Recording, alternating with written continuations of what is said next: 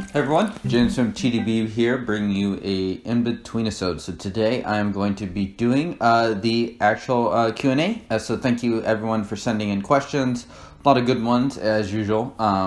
So people have just been commenting on the YouTube comments of the one requesting questions, as well as sending some really interesting emails. So I'm going to try to answer all of these in one go. So we'll see how long this episode is. But yeah, let's just get to it. I've sort of subdivided this into two categories, basically just more general questions and then going into Pu'er. So if you're not interested in Pu'er at all, you can just watch the first half of this video. And if you are just interested in Pu'er, just watch the second half. If you're interested in all, just go start to finish. Okay, so there's going to be some fast ones here. Do you grow tea? From Charles. No, I do not grow tea. What is your full-time job? From Beautiful Coconut. Eagle Scouter answered that for me. I think it's babysitting Denny, but I'm not sure. But actually, Denny and I are business partners in real life. We do a very unsexy job of billing medical insurance. Okay, and this is a teaware related one from Lamau. Hey, nice to see you back. Any recommendations for a compact tea tray table? This is the only piece of tea equipment that is always either overpriced or difficult to find. Yeah, that makes sense. Probably a lot of what you're paying for shipping. I think a tray like this, even, it's like the actual custom materials and stuff. It's probably not very expensive. Frankly, I bought this a long time ago. Probably needs replacing. If you really want to get probably your best bang for your buck, you could opt for just really, really slow shipping from like somewhere like AliExpress. Otherwise, you're going to be paying for more expensive shipping, and I don't know that that's really avoidable, so you're probably going to end up having to pay $30, $40 on a minimum. And really, it's just about what works for you, knowing the correct sizes and stuff like that. Denny has a tray smaller than this. It's a little simpler, and I think it was cheaper. I think that may have cost him $15 or $20. Don't quote me on that. Yeah, if you want something very simple and compact. For me, this size is about right. I'm very messy, so I like the tray just as a way to, sort of clean up the mess a little bit. Do you have any experience with Japanese and Korean teas? If yes, what are your recommendations? Just about every drinker, you tend to have specialties, things that you like to drink and things that you don't drink as much. For me, Japanese and Korean teas definitely fall into the latter category, things that I don't drink all that much. I think it's pretty clear from the show, but I do drink a lot of Pu'er, as well as some different subtypes of oolongs. When I did buy those teas, and you can certainly check out the TeaDB episodes on them, I bought Japanese tea from Ocha. There's a ton of different sources for that. So don't take my word for it. Please do your own research on that. And for Korean teas, I always had some success with morning Korean teas. I don't really know where they're widely sold, but probably wise to seek out a specialty vendor. If a vendor is carrying Korean teas as a novelty, maybe it's good, maybe it's not. But if a vendor is specifically specialized in that sort of specific region of teas, then there's probably a greater likelihood to have a solid hit. So that's kind of just the general advice I would give. All right. Hi, James. Was wondering if you ever bought from Taiwanese Facebook auction groups, and if so, how would you go about bidding there and using an agent such as Taiwan Easy Star? After winning a bid, do you just private message the seller, and wouldn't you need to know Chinese first? If you have any experience with other Taiwanese auctions like Rutin, please let us know too. Thank you. So I have used Facebook auctions a little bit. It's been a couple of years for me. It's not a good place to control your tea buying habits, but you can get some good tea for a good price there. Basically how it works is they will post the tea, there's a bunch of pictures, and the auction closes at a certain time. There's certain rules and etiquette, like I don't think you're supposed to just comment at the very end. It's good to sort of be an active participant rather than just sniping at the very end. But what it ends up happening is you do end up having to post at the very end, and you basically just post the amount of Taiwan dollars that you're bidding, and the person that has bidded the most when the auction closes wins. That person then starts a conversation with the Facebook vendor of that tea. Usually when I've used it in the past, I've sort of used Google Translate and my own very rudimentary knowledge of Chinese to communicate with them. You would need to use an agent like Taiwan Easy Star. So basically how it works is you pay Taiwan Easy Star in PayPal. Taiwan Easy Star then pays the vendor. The tea is then shipped to Taiwan Easy Star, and then you pay the international shipping for Taiwan Easy Star to you. And so you can combine a bunch of different auctions into one big international shipment. But yeah, it does end up being a fair amount of transactions. That's kind of the basics of how it works. Okay, do you have any tips for increasing the ability to taste described tea? I know the obvious answer is to do it a lot. There are obvious things like breathe out through the nose for aroma and not eating strong flavored foods before drinking. Just wondering if you had any other tips. I think that kind of just about covers it. I'm not sure if there's any major life hacks or anything like that. I mean, obviously the strong flavors I think is a big one. If you are going to eat snacks and stuff like that, it's important to know that has an impact. Another thing I think that makes some impact is just what you have consumed beforehand, which includes both snacks, stuff like that, but as well as teas. If you have a certain tea beforehand, that's going to impact how you perceive the next tea. We tend to have perceptions through contrasts. So going from a really bitter tea to a somewhat bitter tea might make the somewhat bitter tea seem a lot less bitter than it would be otherwise. So if you went from like a ripe to a somewhat bitter tea, maybe that somewhat bitter tea would then taste extremely bitter. So just keeping in mind what you end up contrasting it with, what you had immediately beforehand. And it's like if a tea makes you feel uncomfortable, sort of clears out your stomach, is that because you just hadn't eaten, or is that because of the inherent qualities of the tea, or is it some combination of both? So just taking all those sort of context clues into account when thinking and evaluating about tea. Ni All also asks if I ever think about the politics of China. Goes on for a little bit. I mean, I'm not a huge fan. I'm a Chinese American, but I'm not a huge fan of the politics of China. Does not stop me from partaking in tea. This is, I guess, a somewhat interesting question to some people. But it's a very big topic, so I'm just going to avoid this one and walk away a little bit from that, just because it's kind of a thorny topic, and I don't really feel like answering off the cuff without putting more thought into it. Okay, this one is from Julian. What are your feelings towards gatekeeping in the tea community? How open should the community be? Also, it's probably understandable that people don't like to share their sources to a degree. However, I'd like to know your thoughts on this and to what degree you personally think it's okay, it's not okay.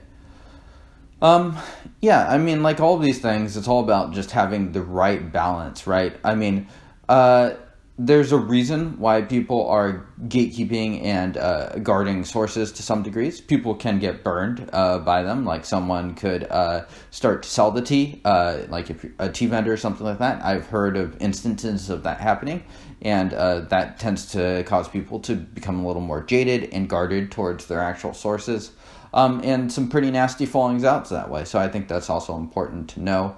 Some people, if you just start shouting out sources and the source is like not ready to be dealing with Westerners, it can sort of lead to a lot of misunderstandings where Westerners, or I'm speaking more generally, but maybe someone is a little rude, but they don't understand it as being rude, and they come to expect certain standards. It's like here in America, we're used to Amazon packages and stuff being delivered and packaged in a certain way. In certain contexts, for vendors, that's not the cultural norm. So that's not just the logistical norm. So, there can certainly be some growing pains, while you can also have certainly a good relationship in business too. So I don't know. I mean, it's a complicated issue. I do think it's a good thing to be open. I think you also need to be very calculated in how open it is. So I can respect a variety of views sort of towards this aim. I do try to shout out my sources when I feel like it's appropriate. I mean, I don't think you'd be totally shocked to hear a ton of where I buy tea. I haven't bought a ridiculous amount of tea in the past couple of years. I've certainly bought my share, but I mean, it's probably about where you expect. Places like MXT, which I've shouted out plenty of times. Some vendors from Taiwan, like Taishan He, I've shouted them out before. I bought some Wistaria teas. So, it's just kind of here and there, different teas. I bought Dai Ripes from Yunnan Sourcing. I mean, it's pretty, it's nothing crazy that you wouldn't totally expect. I mean, I have a YouTube channel, and there's a lot of information I've put out there. And I think if you have watched a lot of my YouTube videos, you could probably sort of piece together where I have bought teas in the past. Okay, hi James, did you ever consider diving deeper into tea ceremony, aesthetics, and with that on a more cultural, maybe even more religious experience that also brings the taste sensations to another level? I'm drinking pu'er tea for years and always thought about the world ceremony, like whatever, and with eye rolling. But in the last months, I really appreciating these aspects more and more. I found interesting references in Zen Buddhism, several cultural aspects of China that really helped me appreciate and connect to the tea even more and be mindful about it. What do you think about that? Cheers from Jeremy. Kolya. So I don't personally connect to the ceremonial aspects of tea all that much. I think it's fine. I think as long as no one is pretending like there's only one way to approach tea and that is the correct way and the tea should be followed in X and X way, I don't really have an issue with people following it however they choose. I think probably people can tell. People have made fun of me a lot for my ugly teaware, or tea-stained teaware, I should say. And I'm not a big pot person, so I'm probably not the most aesthetic-minded drinker. There's a lot of different aspects to tea, and I connect to it in a certain way that someone else might not. And I think there's room for everyone in that respect. Okay, hey James, could you do more Japanese teas? Would love to watch more about all types, but I'm getting into that type more right now. Yeah, I mean, probably I won't be doing a ton of Japanese teas. It's just not something that I focus on or drink. I just I've just realized over the years that I just really don't gravitate towards those lighter, more fresh-oriented teas.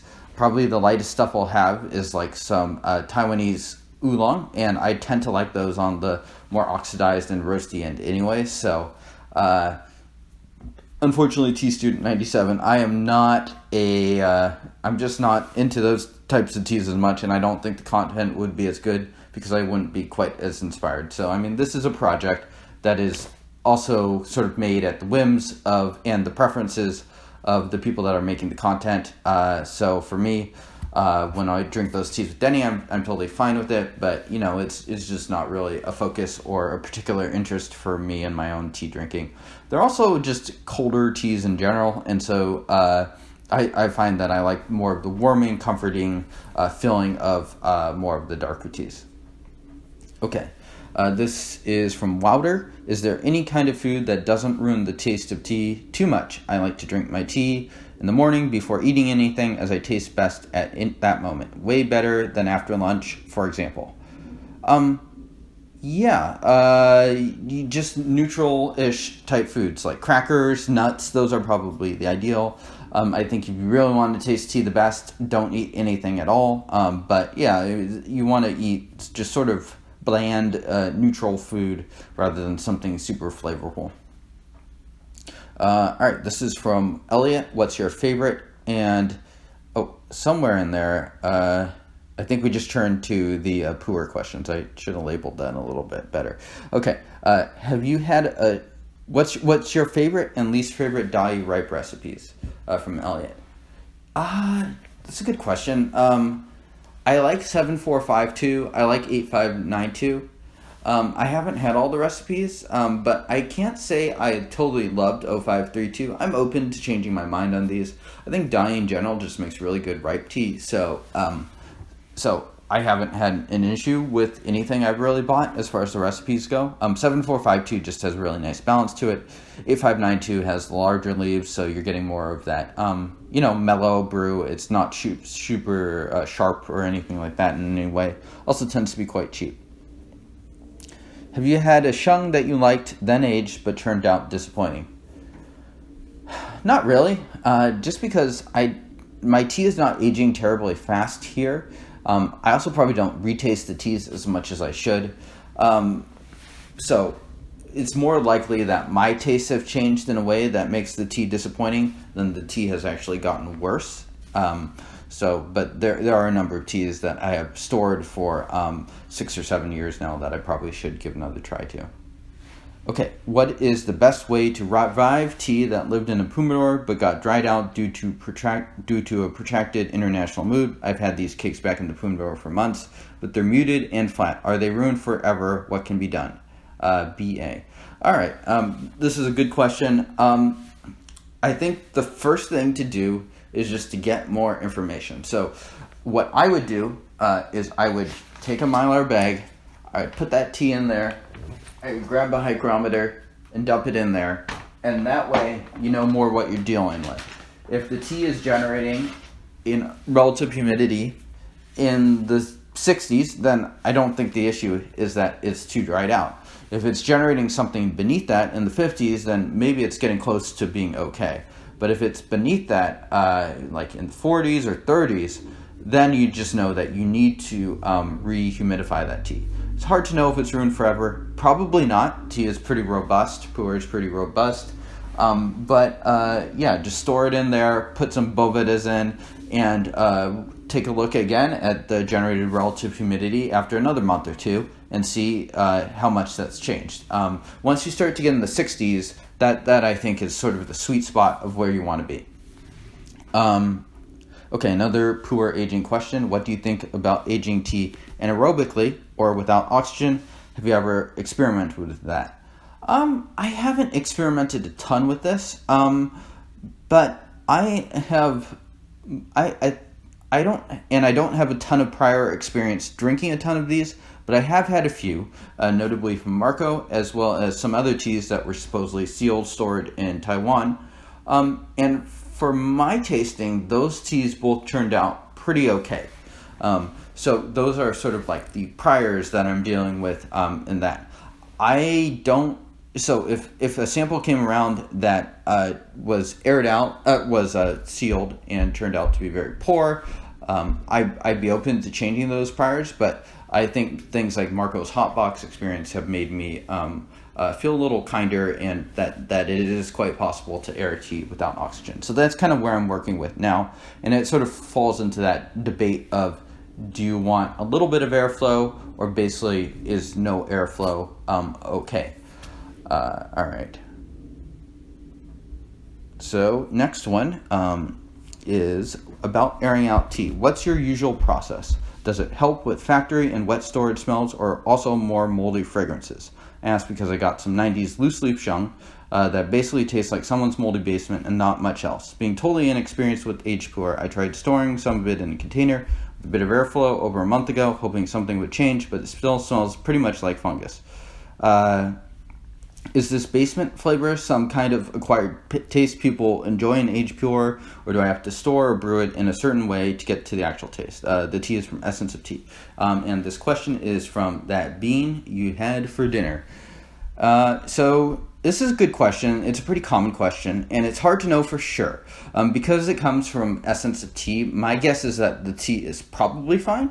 Doesn't mean it's impossible for it not to be fine, but I would tend to think that this is probably just sort of the taste that you would expect from a tea that's undergone some traditional storage, which is definitely an acquired taste. And, you know, when people say, oh, don't drink the tea if it smells muddy or dirty or anything like that, I think it's just super hard to tell for a new drinker. So I personally don't like that advice. I don't think it's obvious to newer drinkers if it's okay.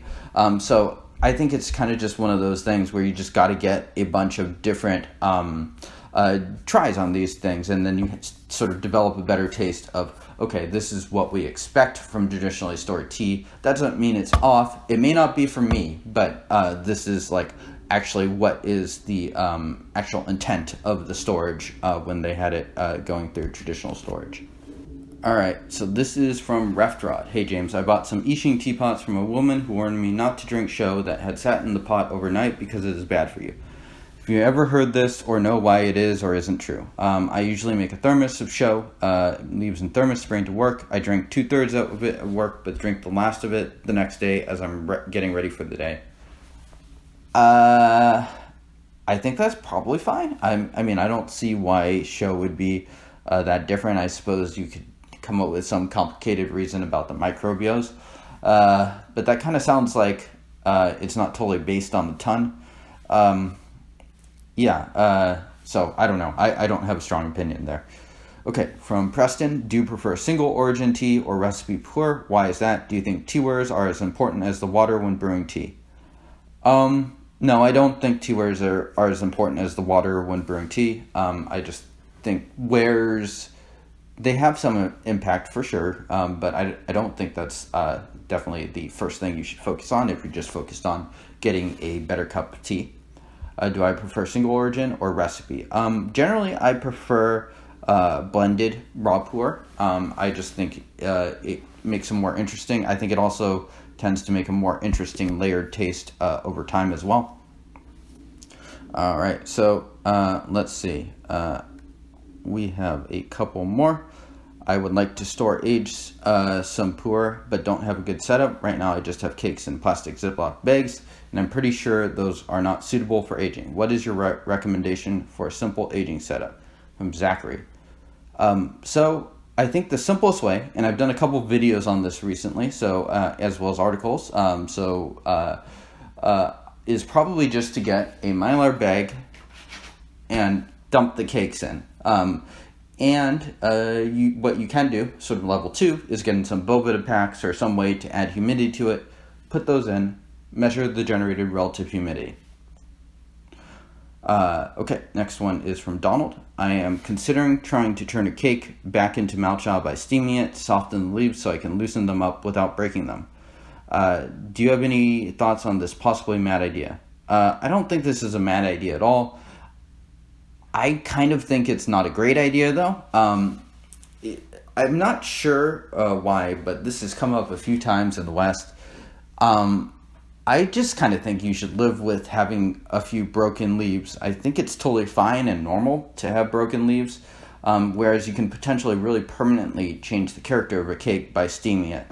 So if you really had to steam the cake, I would do it very gently. I don't have any personal experience with it. I don't intend to do it. So yeah, that's where I land on that one. Have I ever tried the Changtai Sipu Yuan from Rat Jesus? I looked up this cake beforehand. I may have tried it, but if I did, it wasn't a very memorable tea. I recognize the wrapper, though. Alright, my apologies. I had to stop recording the other day, so I am back. Going to finish up these questions. Alright, so these are from Akshay. Where do you start with boutique vendors? Budget notwithstanding, are there certain brands that present a lower barrier to entry than others? Yeah, so this is a challenging question. It's a good one, too. I mean, with boutique vendors, it's kind of inherently, the reference teas are just not going to be as pertinent. It's like most vendors are not making like a 7542 or an 8582.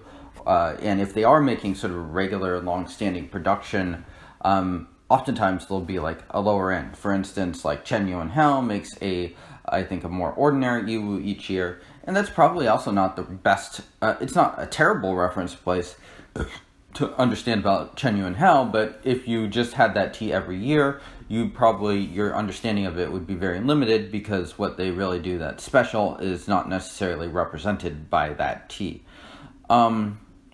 So by definition, boutique vendors tend to have very much smaller productions and that sort of thing. So that's a hard question. I would say trying to just develop an understanding of the vendors and what they do well. So you could look at Yongqing Hao from like the mid-2000s and say, oh, they're pressing a lot of Yiwu style tea. So it would be weird if I sampled a Boulong from 2011 and considered that to be representative of the experience from the mid-2000s from them. Similarly, Chen Yuan Hao making a lot of Yiwu tea, so if you had the Lao Ban Zhang or if they randomly made a Boulong tea, probably not a good reference point. So just understanding that and trying to select something that really just seems to be sort of in the vendor's specialty and their wheelhouse, I think is good. But I think it's also important to have multiple entry points into them, so you're not just limited by drinking a certain sample or whatnot, which is hard because boutique vendors also tend to be pricier. Some vendors like Teas We Like don't necessarily sell samples, so it's hard. But you do need to try probably a little harder to just get those different points. So unfortunately, that's kind of a convoluted answer, but I do think it's a question that you need to approach from multiple different angles. Okay, next question from Akshay. I've been drinking factory pressings from TWL for a couple months. That's Teas We Like, and can confidently say that every day brings something new to the table. I am constantly learning, and each session continues to refine my perception of a particular tea. How is it possible to accurately gauge a tea's profile with a mere 25-gram sample? If it is even worth sampling, how do you do so effectively? It's a good question too. I think especially when you're first getting started, it's important to just get repetitions.